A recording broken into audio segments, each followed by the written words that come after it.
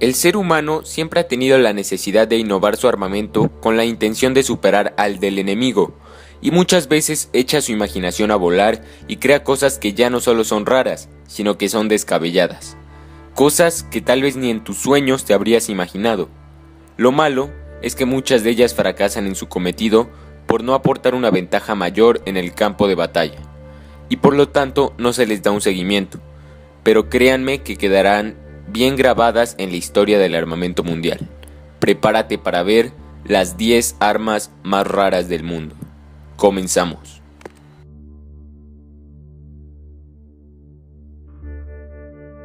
En la antigüedad, los elefantes de guerra eran lo que hoy son los tanques, una parte muy importante si se quiere bajar la moral del enemigo. Los elefantes son prácticamente animales blindados, ya que su piel puede resistir ataques de flechas, y su tamaño era el suficiente para pisotear a las tropas enemigas. Pareciese que estos animales eran invencibles. Los romanos eran atacados en varias ocasiones con elefantes, y esto provocaba una baja estrepitosa de soldados. Por tanto, se vieron obligados a hacer algo para detener a los temidos elefantes. Un escritor llamado Plinio el Viejo afirma en uno de sus escritos que los romanos comenzaron a incendiar cerdos con alquitrán y hacerlos correr hacia los elefantes. Los chillidos tan agudos de los cerdos provocaban que los elefantes se asustaran y provocaran daño a los soldados enemigos, lo que sería igual a ser atacado con tus propias armas. Sin embargo, el futuro tocino carecía de orientación y corría por todas direcciones. Esto en ocasiones provocaba que en lugar de ir hacia los elefantes, los cerdos corrían hacia sus propias filas, lo cual generaba grandes incendios y muchas bajas.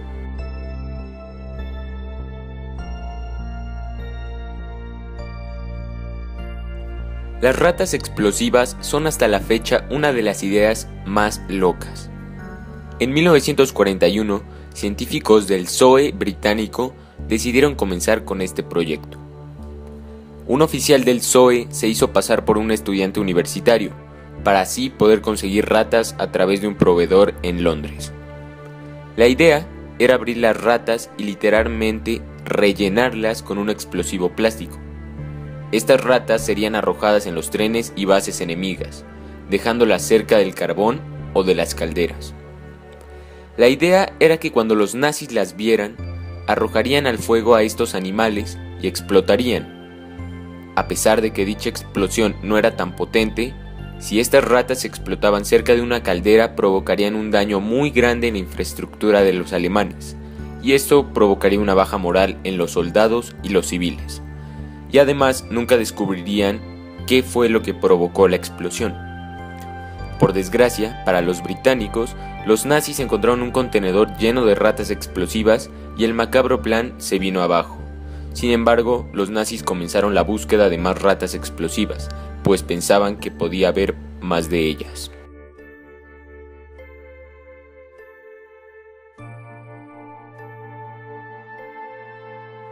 Durante la Segunda Guerra Mundial, Japón estuvo en conflicto con Estados Unidos y no se iba a quedar con los brazos cruzados esperando a que lo atacaran, por lo cual Japón diseñó globos llenos de hidrógeno y estos a su vez transportaban artefactos incendiarios. El objetivo era producir incendios forestales en Estados Unidos y Canadá, esto como una ofensa para dichos países. Japón lanzó más de 9,000 globos durante la guerra, 300 de ellos llegaron a América del Norte y a pesar de que provocaron muy pocos daños, se cobraron la vida de una mujer y 5 niños en Estados Unidos. El último globo fue lanzado en 1945. Japón abandonó el proyecto debido a su ineficiencia en contra del enemigo.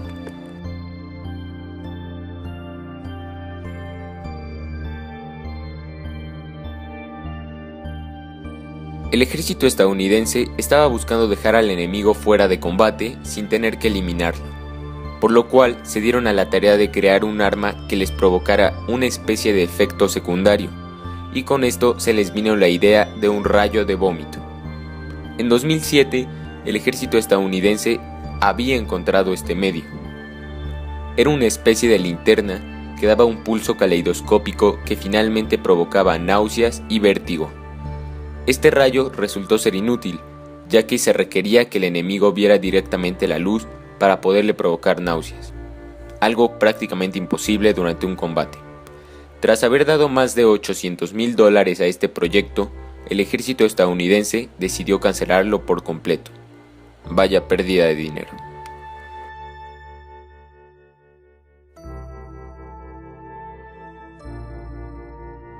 El Dixon Le Petit se considera el revólver más pequeño del mundo.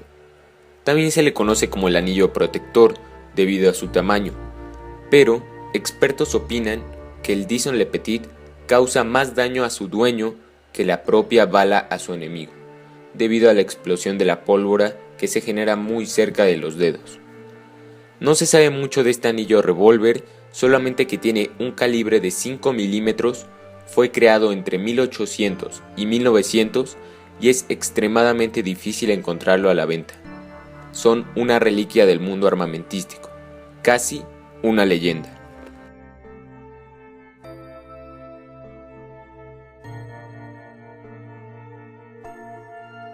En los años 40 Estados Unidos estaba en conflicto con Japón y tuvieron que planear un ataque que debilitara la posición de los nipones.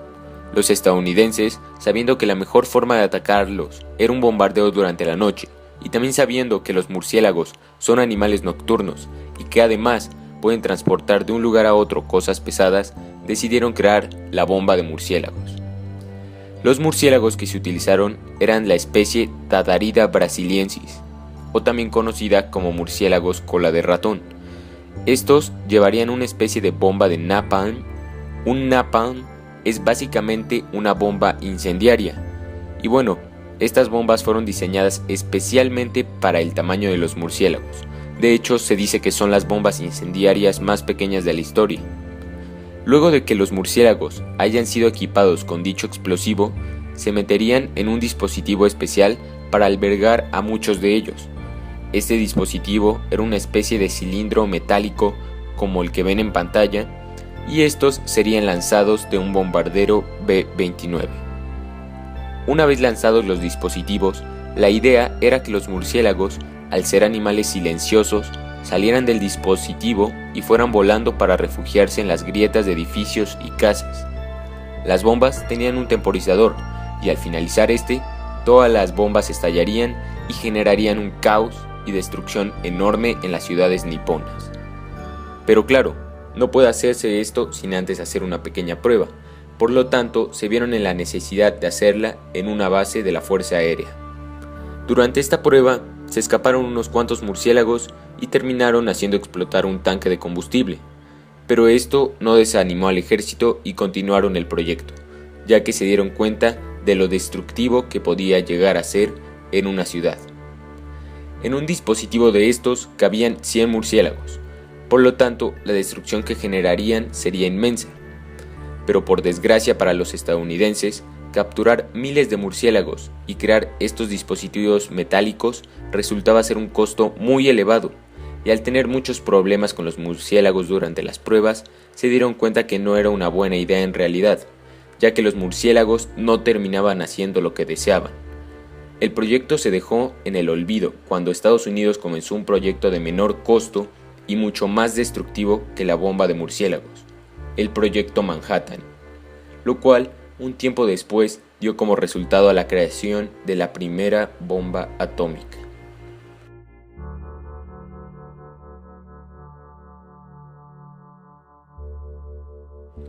El I-400 es lo que algunos llaman un submarino portaaviones, una de las armas más extrañas y gigantescas construidas durante la Segunda Guerra Mundial.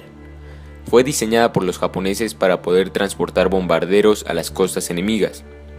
Estos I-400 también son conocidos como Tokusen. Tienen 122 metros de eslora y 12 de manga. Tenía una autonomía de 60.300 kilómetros. Era un arma de larga distancia.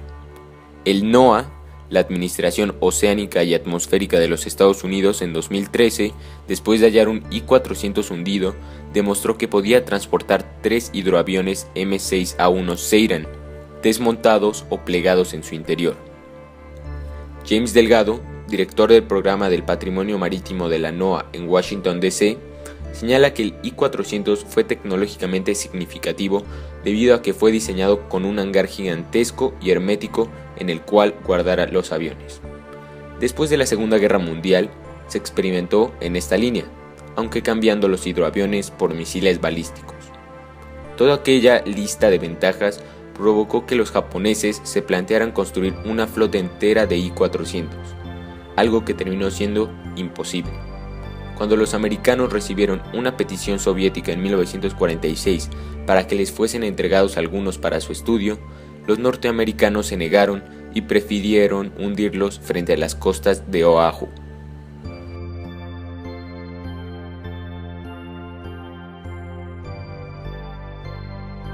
Los tanques de la Alemania nazi eran rápidos, potentes y resultaban ser un gran problema destruirlos con las armas convencionales que se usaban en estos momentos. Estos tanques eran tan efectivos que fueron uno de los factores para que los nazis aplastaran sin ningún problema y en pocos días a Polonia. La URSS se preparaba para luchar contra los nazis y al ver que sus tanques eran un problema muy grande en el campo de batalla, decidieron tomar cartas en el asunto. Después de pensar mucho en esto, se dieron cuenta de que los perros eran los indicados para esta tarea. Los soviéticos tenían un escuadrón canino en funcionamiento, y se les ocurrió cargarles un dispositivo explosivo suficientemente potente como para hacer pedazos un tanque alemán. Los nazis ya venían en camino con cientos de tanques, y el ejército soviético no vio otra opción más que usar lo que tenían a la mano: perros y explosivos. También habían pensado poner minas en el camino, pero obligar a los nazis a que pasaran por ellas era muy complicado y podría resultar en su contra, por lo cual, si los nazis no querían dirigirse a las minas se dirigirían a los nazis.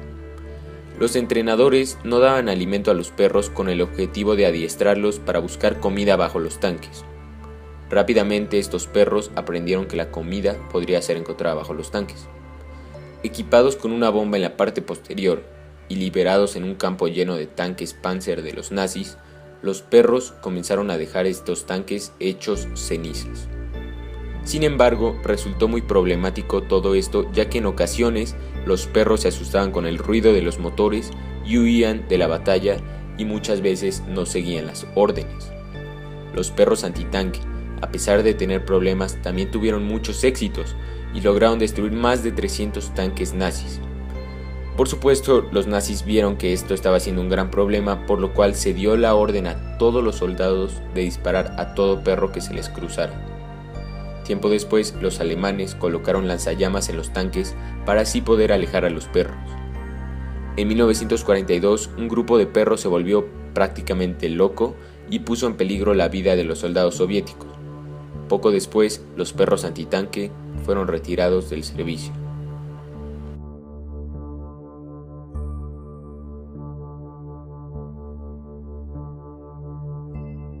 Todo esto comienza durante la Segunda Guerra Mundial. En estos tiempos, las armas electrónicas e inteligentes eran escasas, ya que era una ciencia poco explorada. Por tal razón, el psicólogo Burrus Frederick Skinner comenzó a desarrollar junto a Estados Unidos el Project Pigeon, por su traducción al español, el Proyecto Paloma. Consistía en modificar la cabeza de misiles y equiparlos con un compartimento donde una paloma se convertiría en el piloto de aquel misil. La idea era simple y hasta cierto punto parecía que no era tan descabellada. El psicólogo Frederick Skinner, el cual se iba a encargar de adiestrar a las palomas, estaba convencido de que eran animales capaces de hacer este trabajo. Durante unas pruebas, efectivamente, las palomas demostraron ser capaces de utilizar sus picos para poder golpear una pantalla de control. Estos golpecillos con sus picos eran señales para poder dirigir el misil al lugar deseado. Para este proyecto se gastó una fuerte cantidad de dinero, por lo cual en 1944 el proyecto Paloma fue cancelado debido a que diferentes agencias militares consideraron que el dinero destinado en este proyecto podría ser más valioso en otras cosas y podría usarse en otras áreas para generar un éxito mayor. A pesar de que el proyecto Paloma realmente podía tener un éxito rotundo, los sistemas de guía electrónicos comenzaron a desarrollarse. Por esto, el ejército prefirió confiar en un sistema electrónico sumamente exacto en lugar de un ave.